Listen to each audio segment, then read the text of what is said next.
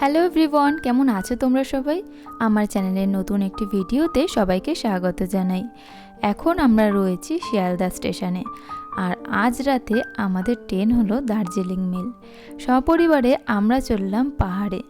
বর্ষায় পাহাড়টা যে কতটা সুন্দর ঠিক সেটাকেই অনুভব করতে। খুব ইচ্ছে ছিল যে বৃষ্টি ভেজা পাহাড় দেখার, তার জন্যই এই সময়তে টিকিট করা।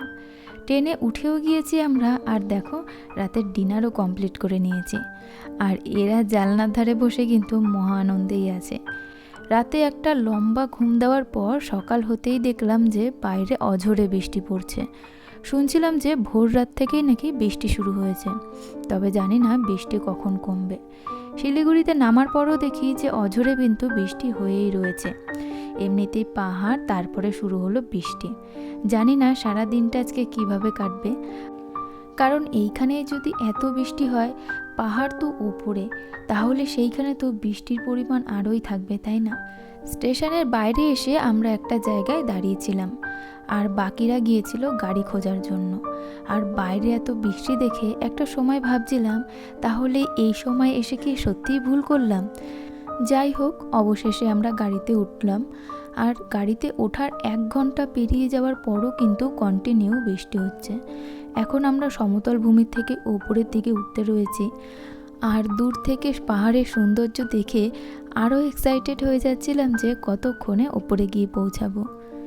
এইবার আমরা এসেছিলাম কার্শিয়াং হয়ে। এইবার বলতে আমরা কিন্তু আগের বছরও দার্জিলিংয়ে এসেছিলাম, তবে সেইবার গিয়েছিলাম মিরিক হয়ে।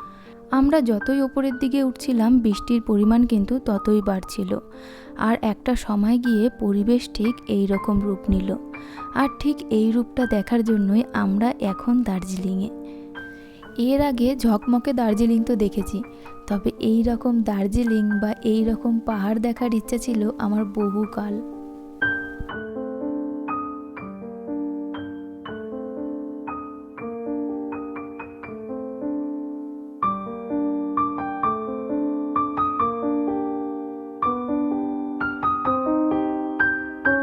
দীর্ঘ পথ অতিক্রম করে আমরা এখন কার্শিয়াংয়ে, আর এইখান থেকে দার্জিলিং এখনও অনেকটাই দূর। আর এদিকে আমার অবস্থা খারাপ বমি করতে করতে।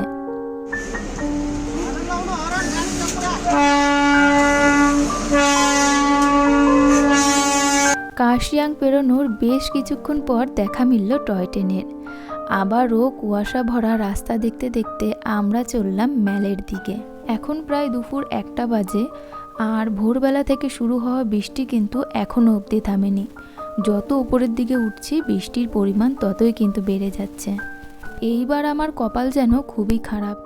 এত পরিমাণে বমি হচ্ছে যে পরিবেশ এত সুন্দর দেখার পরেও সেটাকে অনুভব করতে পারছি না। আসার পথে শরীরটা এতটাই খারাপ হয়ে গিয়েছিল যে ভিডিওটা কমপ্লিটই করতে পারিনি। এখন বাজে সন্ধ্যা 7টা, আর এখন আমরা সবাই মিলে রেডি হয়ে চলে এসেছি ম্যালে। ঘুরতে এসে কারই বা হোটেলে থাকতে ভালো লাগে বলো? বেশ কিছুক্ষণ ম্যালে সময় কাটানোর পর আমরা চলে আসলাম মার্কেটে। আর যেই মার্কেটে এসেছি এই মার্কেটটা কিন্তু রয়েছে সরস্বতী মঞ্চে। ম্যাল মার্কেট, মহাকাল মার্কেট, এই মার্কেটগুলি আগে যেখানে বসতো সেই সমস্ত মার্কেট কিন্তু সেখান থেকে তুলে দেওয়া হয়েছে, আর তারাই এইখানে দোকান করে বসেছে। তবে এখন এই মার্কেটের দাম আকাশ ছোঁয়া।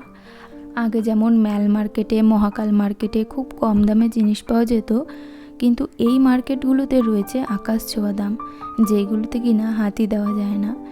যাই হোক, এই কনকনে ঠান্ডার মধ্যে একটু গরম গরম চা খেয়ে নিলাম। রাতে আমরা ডিনারটা সেরে নিয়েছিলাম আমাদের হোটেলেই, আর নিয়েছিলাম চিকেন ভাত।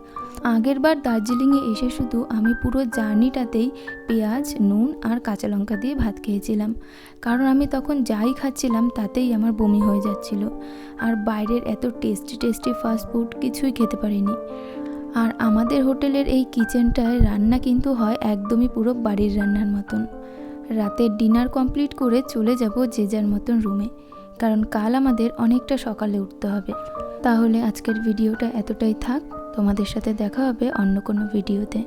আর ব্লগটা কেমন লাগলো কমেন্টে জানিও। সবাইকে টাটা।